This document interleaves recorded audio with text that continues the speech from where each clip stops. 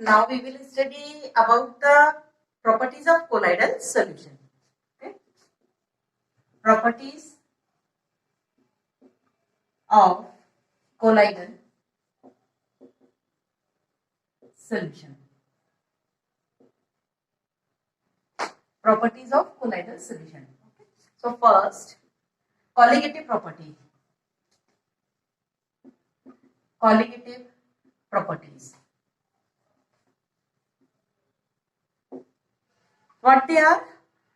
In solution, you already studied about the colligative properties. Okay, the properties of solution which only depends on the number of particles.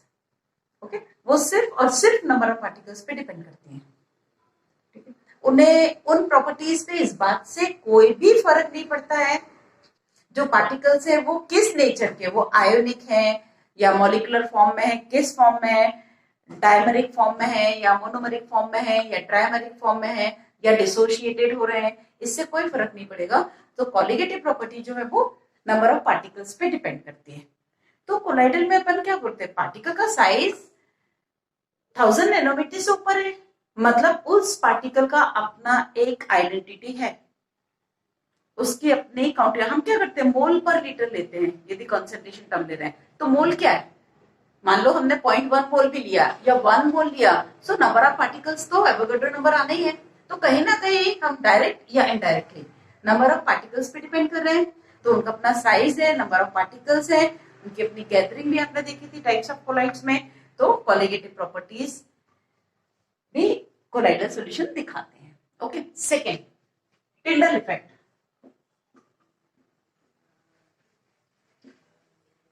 Tyndall effect एक activity आप देख लीजिए. Suppose हमने एक container में,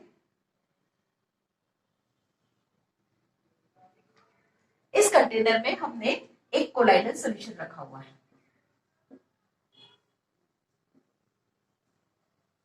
solution, how will you identify the colloidal solution and true solution? कैसे differentiate करोगे इसको, कैसे पहचानोगे कि ये सॉल्यूशन कोलाइडल है? आप अपने घर पे भी करके देख सकते हैं. डार्क रूम कर लीजिए, ठीक है. उसके बाद आप 2 ग्लासेस में, एक में आप शुगर या सॉल्ट प्लस वाटर का सोल्यूशन ले लीजिए एंड सेकंड में आप वाटर में थोड़ा सा मिल्क मिला लीजिए. ठीक है, सो मिल्क तो कोलाइडल है. अब आप देखेंगे दोनों पर आप टॉर्च से दी इस डायरेक्शन से, उसमें आप लाइट फोकस करते हैं तो उस तरफ लाइट जाती हुई दिखेगी आपको ट्रू सोल्यूशन में, लेकिन सोल्यूशन के अंदर लाइट का पाथ नहीं दिखेगा आपको. ठीक है, बट सेकंड, जब आप मिल्क सोल्यूशन में से लाइट को जो पास करते हैं टॉर्च के थ्रू, तो आप देखेंगे उस मिल्क सोल्यूशन में से आपको लाइट का पाथ नजर आएगा. क्यों? क्योंकि हम लाइट यहां से दे रहे हैं और हम उसके 90 के एंगल पर बैठे हुए हैं. हमें इसलिए दिख रही है क्योंकि जो पार्टिकल्स है मिल्क के, प्रोटीन के जो मॉलिक्यूल्स हैं वो पॉलीमेरिक फॉर्म में होते हैं, मतलब उनका साइज बड़ा है. साइज बड़ा होने से वो कोलाइडल रेंज को कवर कर रहा है. तो लाइट क्या हो रही है, वहां से स्कैटर होके हमारी आंखों तक, हमारे रेटिना तक जा रही है. So that's why we can be able to see that light. तो हमें इसका पाथ दिखेगा. और ट्रू सोल्यूशन में पार्टिकल के साइज बहुत छोटे, वो स्कैटर ही नहीं कर पा रहे हैं, तो लाइट सीधे निकल जा रही है, आप तक आ ही नहीं पा रही है. ठीक है, तो टिंडल इफेक्ट में क्या है, आप यदि मान लीजिए हम उसे कोन के फॉर्म में इमर्ज करें, मतलब हम उसे एक पॉइंट पर फोकस करें लाइट को. ओके, इफ यू पास, आप इस लाइट को किसी एक लेंस से कन्वर्जेंट लाइट में कन्वर्ट करके यदि पास करते हैं, ओके,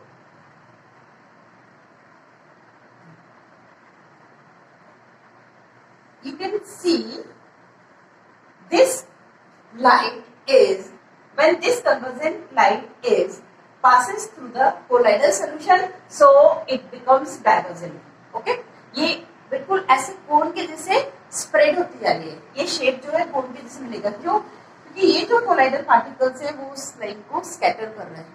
उस लाइट को क्या कर रहे हैं, सॉरी लाइन में, वो उस लाइट को स्कैटर कर रहे हैं. तो ये कोन शेप मिलेगा. आपने कैनोपी देखा होगा, कैनोपी का शेप, या कहीं आराम से आप देख सकते हैं जब भी बहुत ज्यादा क्लाउड है, क्लाउड के बीच में से पीछे की तरफ से यदि सन रेज आ रही है तो वो ऐसे स्प्रेड होती हुई दिखती है, कोन शेप में बनती है। तो क्यों वो फैल रहे हैं? इसीलिए आपने कभी समर में देखा होगा, पूरा यदि आप लाइट पूरी बंद कर दें, डार्क कर दें एक रूम को, और किसी एक छोटे से होल से कहीं से एक सनरेज आ रही है, कहीं से एक धूप आ रही है, रोशनी आ रही है, तो वो जो सनलाइट आ रही है आप देखेंगे उसको इतने छोटे से होल से आ रही है, बट वो जो फ्लोर पे आप देखेंगे बड़ा सा सर्किल दिख रहा है आपको। क्यों?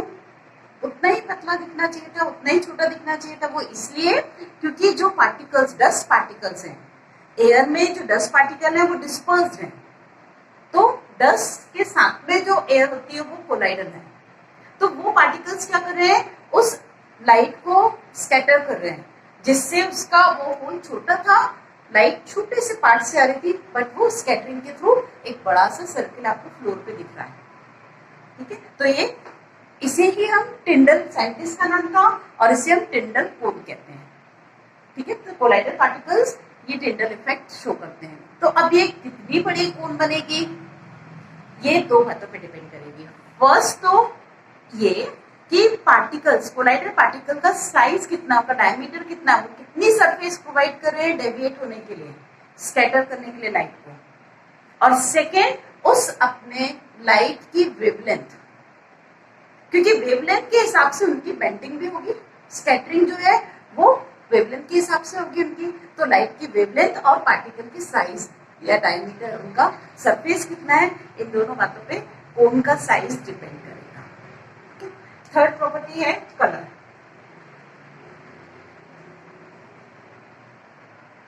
कलर, अभी मैंने आपको एक एक्टिविटी बताई, यदि आपने मिल्क रखा हुआ है ग्लास में, रूम पूरा डार्क कर दिया है, और एक तरफ से आप टॉर्च से लाइट दे रहे हैं, लाइट को पास होने दीजिए, उस तरफ लाइट जा रही है, आप जिस डायरेक्शन से आपने लाइट पास की है, यदि आप इस तरफ खड़े होकर देखते हैं, ठीक है, आपने यहां से लाइट पास कर रहे हैं, आप यदि यहां खड़े होकर देख रहे हैं, यदि आप यहां खड़े होकर देख रहे हैं, है ना, तो आपको कुछ और कलर का शेड दिखेगा, और यदि आपने यहां से देखा तो इसका कलर कुछ और दिखेगा। क्यों? डेफिनेटली जब स्कैटरिंग हो रही है लाइट की, आपने कभी यहां से व्हाइट लाइट दी थी और प्रिज्म की उस साइड आपने देखा था हमें 7 कलर्स मिल रहे थे। ठीक है, तो क्या हो रहा था, वो जो लाइट का डेविएशन हो रहा था, उसकी अपनी बेंडिंग हो रही थी, वो डिफरेंट डिफरेंट हो रही थी। तो यहाँ पर भी क्या हो रहा है, जो पार्टिकल्स है वो एक अलग अलग वेवलेंथ हो, क्योंकि ये बहुत सारी वेवलेंथ का मिक्सचर है, तो उन वेवलेंथ को अलग अलग हिसाब से वो एंगल से डेविएट कर रही थी। तो कौन सी लाइट कितना डेविएट हो रही है, कितनी रिफ्लेक्ट हो रही है, कितनी रिफ्रैक्ट हो रही है, इस पे ये लाइट की वेवलेंथ पे भी डिपेंड करता है। तो इस तरफ से आप देखेंगे तो कुछ और कलर दिखेगा, यहाँ से देखेंगे तो कलर व्हाइट तो है, लेकिन व्हाइट के साथ में एक शेड दिखेगा, एक ब्लू, यहाँ से ब्लू और वहां से रेड शेड दिखेगा आपको। ठीक है, तो इस तरह से कोलाइडल सॉल्यूशन का अपना एक कलर भी होता है, और कलर किस लिए, डेविएशन ऑफ लाइट के लिए। ठीक है, नेक्स्ट है इनकी अपनी Brownian movements. Fourth one is Brownian movement.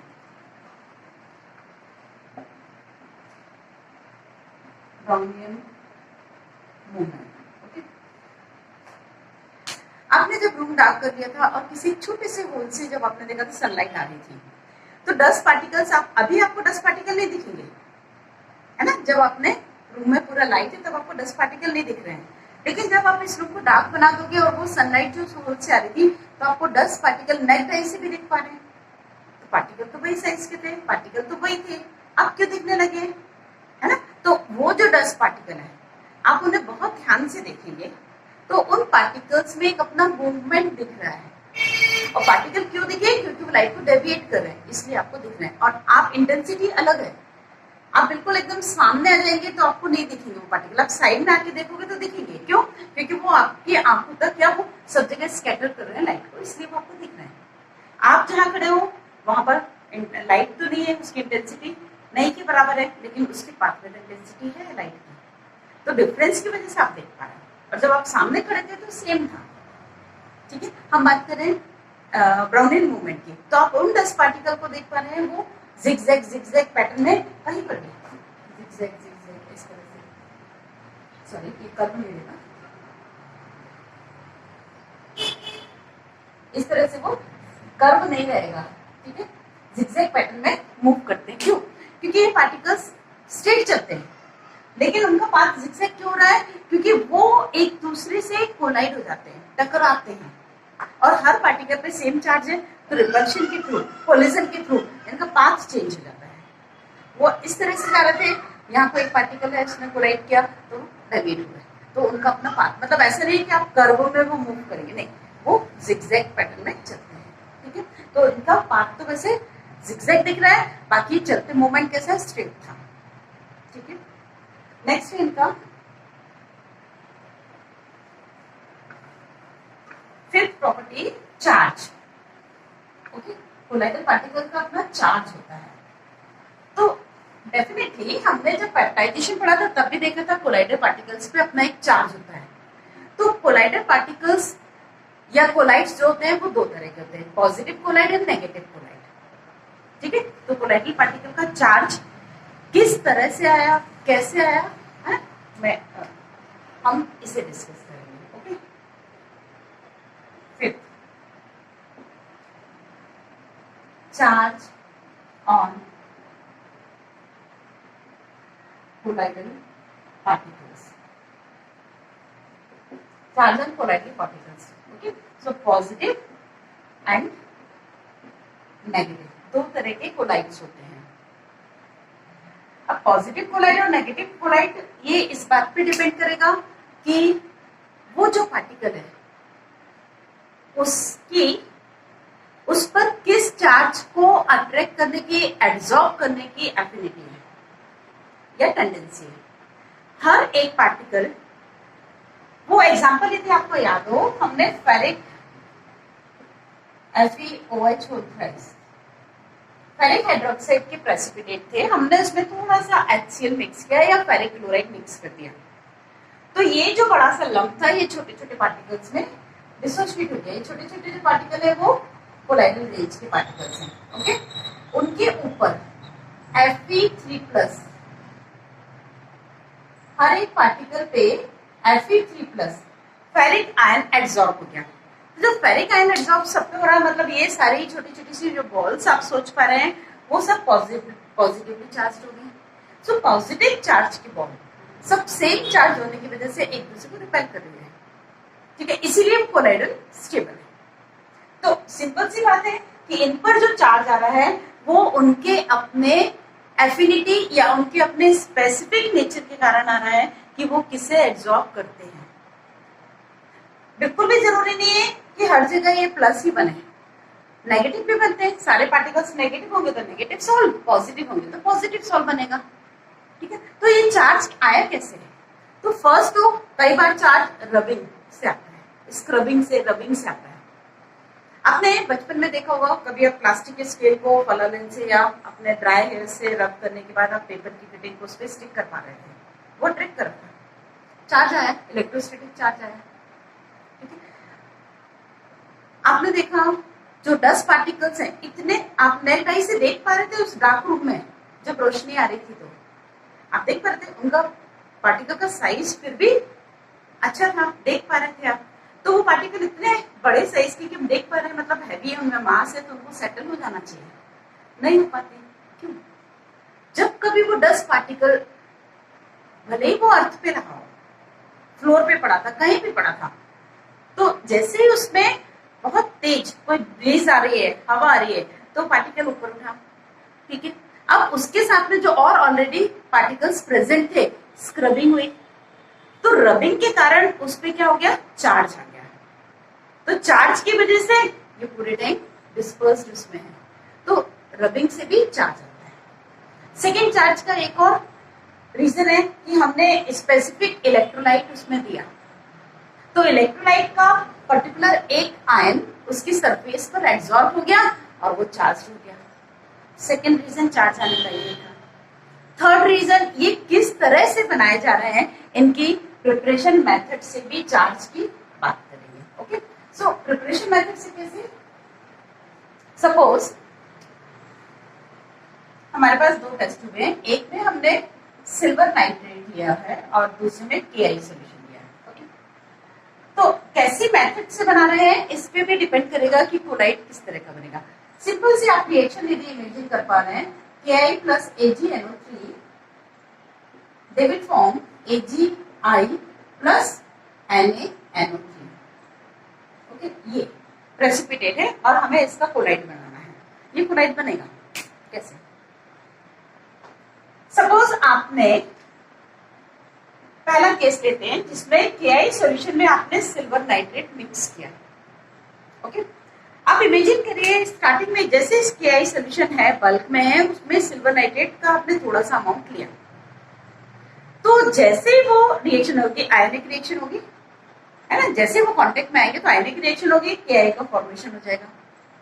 KI जो बन रहा है वो एक्सिस ऑफ सॉरी, जैसे ही वो कांटेक्ट में आएंगे तो सिल्वर आयोडाइड बनेगा। सिल्वर आयोडाइड इनसॉल्युबल है, प्रेसिपिटेट फॉर्म में बनना चाहिए। तो ये जो AgI है वो इन एक्सेस ऑफ KI, क्योंकि हमने KI में सिल्वर नाइट्रेट लिया था। तो जो सिल्वर आयोडाइड बन रहा है वो कहाँ प्रेजेंट है? एक्सेस ऑफ KI में। इस कंडीशन में इस AgI के पार्टिकल्स के सरफेस पर आयोडाइड आयन स्टिक हो जाएंगे। मतलब हर एक AgI की बॉल आयोडाइड आयन को स्टिक कर लेगी, एब्जॉर्ब कर लेगी, तो ये नेगेटिव सॉल्व बनेगा। ठीक है, इस मेथड से नेगेटिव सॉल्व बनेगा। सपोज अब आप उल्टा सेकंड केस देखिए, सिल्वर नाइट्रेट सॉल्यूशन में हम KI मिक्स करें। जैसे हम KI इसमें मिक्स करेंगे सिल्वर हाइड्रेट तो बनेगा, बट उसके सराउंडिंग में सिल्वर नाइट्रेट एक्सिस में है। इस केस में AgI पर सिल्वर के आयंस डिपॉजिट हो जाएंगे, जिससे क्या होगा? सिल्वर आयन डिपॉजिट होने से ये पॉजिटिव सॉल्व बनेगा। सिंपल। तो पॉजिटिव या नेगेटिव सॉल्व उसी का AgI के दोनों सॉल्व तैयार कर सकते हैं। ये डिपेंड कर रहा है किस मेथड से हमने बनाया। सेम फॉर फेरिक हाइड्रोक्साइड के लिए। फेरिक हाइड्रोक्साइड यदि आप वार्म वाटर में बना रहे हो तो नेगेटिव सॉल्व बनेगा, और यदि आपने वहां पर फेरिक हाइड्रोक्साइड में यदि आपने सोडियम हाइड्रोक्साइड की मेथड से बनाना चाहा तो वो पॉजिटिव सॉल्व बनेगा। तो ये डिपेंड कर रहा है किस पे, किस मेथड से आप बना रहे हैं। फिर सॉल्व के ऊपर अब ऐसा नहीं है कि आयोडाइड आयन अकेले हैं। आयोडाइड आयन मतलब ये बॉल पूरी नेगेटिव हो गई, बट के जो आयन है, पॉजिटिव आयन जो के हैं, वो इसके सराउंडिंग में आपको दिखेंगे। अब आप एक टर्म और नया इंट्रोड्यूस कर सकते हैं कि यहाँ पर ये स्टैटिक लेयर है, नेगेटिव लेयर स्टैटिक है, और पॉजिटिव लेयर जो है वो मूवेबल है। तो किसी भी एक स्टैटिक चार्ज लेयर के कांटेक्ट में कोई मूवेबल अपोजिटली चार्ज्ड लेयर आ रही है तो उससे वहां एक पोटेंशियल डेवलप होगा, जिसे हम इलेक्ट्रोकाइनेटिक पोटेंशियल कहते हैं या जीटा पोटेंशियल। क्या कहेंगे? इलेक्ट्रोकाइनेटिक पोटेंशियल और जीटा पोटेंशियल। जीटा पोटेंशियल या इलेक्ट्रोमैग्नेटिक पोटेंशियल कहेंगे इसे। ठीक है, तो ये था इसका properties. Sixth property is electrophoresis. Electrophoresis means electro ना, something related to electricity. Okay, electrophoresis क्या है ये? ओके, अभी हमने देखा colloidal particles are having charge, means हर एक कोलाइडल सॉल्यूशन का अपना एक स्पेसिफिक चार्ज होगा, मतलब वो पॉजिटिव हो सकता है, नेगेटिव हो सकता है। तो जब ये मिक्सचर चार्ज है तो डेफिनेटली यदि हम उसमें करंट पास करेंगे तो अपोजिट चार्ज के इलेक्ट्रोड की तरफ ये पार्टिकल्स मूव करना चालू कर देंगे। ठीक है, इसके लिए एक सेटअप है। हम एक ट्यूब लेते हैं, उसमें दो इलेक्ट्रोड लगा देते हैं। ओके, सपोज ये पॉजिटिव है या नेगेटिव इलेक्ट्रोड है।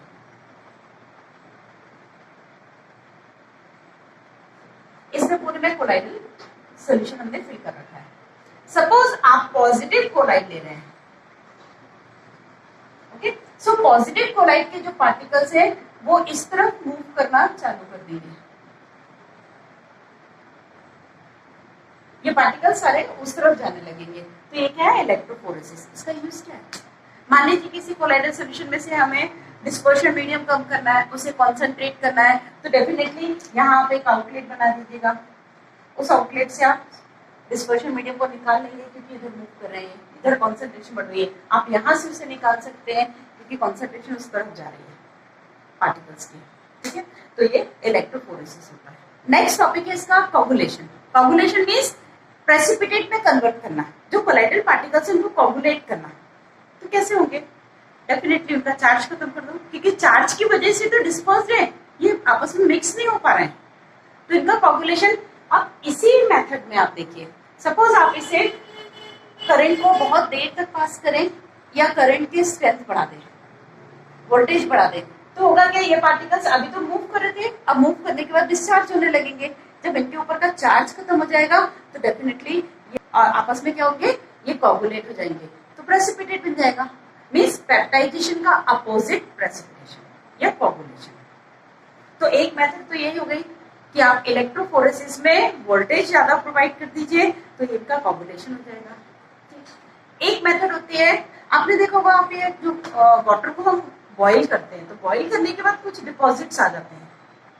पहले आपने देखा था वाटर में कुछ भी आपको नेट ऐसे नहीं दिख रहा था, ट्रांसपेरेंट था बकायदा, कोई डिपॉजिशन नहीं दिख रहे थे।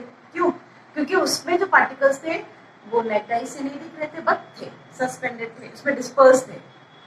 तो वो जो कोलाइडल पार्टिकल्स थे हम उसे गर्म कर रहे हैं, बॉईल कर रहे हैं, तो बॉइलिंग से उनके चार्ज खत्म हो जाते हैं और वो कोगुलेट होकर सेटल डाउन हो जाएंगे। ठीक है, तो हम क्या करते हैं, बॉईल करके भी कोलाइड इसका कोगुलेशन कर सकते हैं। अपोजिट, दो अपोजिट चार्ज के कोलाइड्स को मिला दीजिए, सिल्वर हाइड्रेट के पॉजिटिव और नेगेटिव दोनों कोलाइड को मिला दीजिए तो कोगुलेशन हो जाएगा, वो एक दूसरे के चार्ज को खत्म कर देंगे। एक तरीका ये है। एक मेथड ये है, आप हार्डी-सुल्ज रूल, उसमें ये कहा है कि यदि मान लीजिए किसी एक कोलाइड को हमें प्रेसिपिटेट या कोगुलेट करना है तो हम सुटेबल इलेक्ट्रोलाइट उसमें मिक्स कर दें। सपोज हमारे पास ये पॉजिटिव सॉल्ट है, पॉजिटिव सॉल्ट के पार्टिकल्स पूरे के पूरे हमें पॉजिटिव दिख रहे हैं। अब हम कोई ऐसा इलेक्ट्रोलाइट लें, देखो इलेक्ट्रोलाइट लेंगे आप तो उसमें दोनों चार्ज रहेंगे, प्लस एंड माइनस दोनों रहेंगे, ठीक है, बट उसका जो नेगेटिव आयन है वो एक्टिव होना चाहिए as compare to positively charged ion. So आप उसमें नेगेटिव चार्ज का इलेक्ट्रोलाइट इसके चार्ज को खत्म कर देगा, डिस्चार्ज कर देगा, तो डिस्चार्ज करने के बाद ये कोगुलेट हो जाएंगे। तो हार्डी-सुल्ज ने ये कहा था कि एक सुटेबल इलेक्ट्रोलाइट लीजिए जिसका मिनिमम से मिनिमम अमाउंट कोलाइडल सॉल्यूशन को कोगुलेट कर दे, प्रेसिपिटेट कर दे। ठीक है, तो फॉर एग्जांपल मान लीजिए कि हमें किसी पॉजिटिव सॉल्ट को कोगुलेट करने के लिए नेगेटिव आयन चाहिए, तो हम इलेक्ट्रोलाइट में क्या लें, वो वाला इलेक्ट्रोलाइट आप सिलेक्ट करेंगे जिसके एनायन पे नंबर ऑफ चार्ज ज्यादा है। फॉस्फेट में 3- होता है, क्लोराइड में 1, सल्फेट में 2, तो सुटेबल क्या होगा, फॉस्फेट। फॉस्फेट में 3 नेगेटिव है, मतलब एक फॉस्फेट यदि आयन है तो वो 3 नेगेटिव चार्ज प्रोवाइड कर रहा है, एक क्लोराइड तो सिर्फ सिंगल, एक सल्फेट तो सिर्फ डबल चार्ज एलिमिनेट कर रहा है, तो फॉस्फेट ज्यादा सुटेबल होगा। Same for aluminium, calcium and sodium, you can compare easily. So aluminium is suitable than calcium because it have aluminum has 3+ charge. Okay, तो हार्डी-सुल्ज रूल से हम उनके अपने जितना ज्यादा चार्ज वाला इलेक्ट्रोलाइट लेंगे वो उतना सुटेबल कोगुलेटिंग एजेंट होगा या फ्लैकुलेटिंग एजेंट कहलाएगा। फ्लैकुलेशन भी कोगुलेशन ही होता है। नेक्स्ट टॉपिक है कोगुलेशन ऑफ लायोफिलिक सॉल्ट।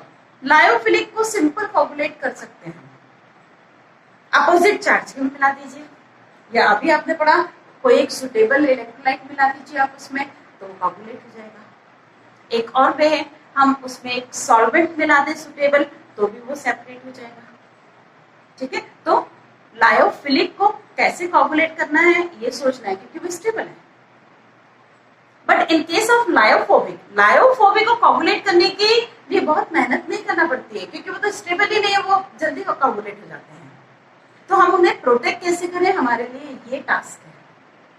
तो तो लायोफोबिक सॉल्ट जो स्टेबल नहीं होते हैं उन्हें प्रोटेक्ट करने के लिए हमें उसकी सरफेस पर, मान लो यदि कोई कोलाइडल पार्टिकल बन भी गया तो उसकी सरफेस पे हम कुछ ऐसा एड्सॉर्प्शन करा दें जो कि आपस में उन्हें मिक्स ना होने दें, आपस में उन्हें कोगुलेट ना होने दें। तो सिंपल सी बात है, लायोफोबिक सॉल्ट में यदि आप लायोफिलिक सॉल्ट सुटेबल मिक्स कर देते हैं तो लायोफिलिक सॉल्ट तो अपने आप में स्टेबल है, उसकी सरफेस पे एब्जॉर्ब हो जाएगा और हर एक लायोफोबिक का पार्टिकल सेफ रहेगा। तो इस तरह से हम लायोफोबिक को प्रोटेक्ट कर सकते हैं। आपके सिलेबस में से इमर्शन अलग हो चुका है for this session only. Up to this topic you will prepare for the exams.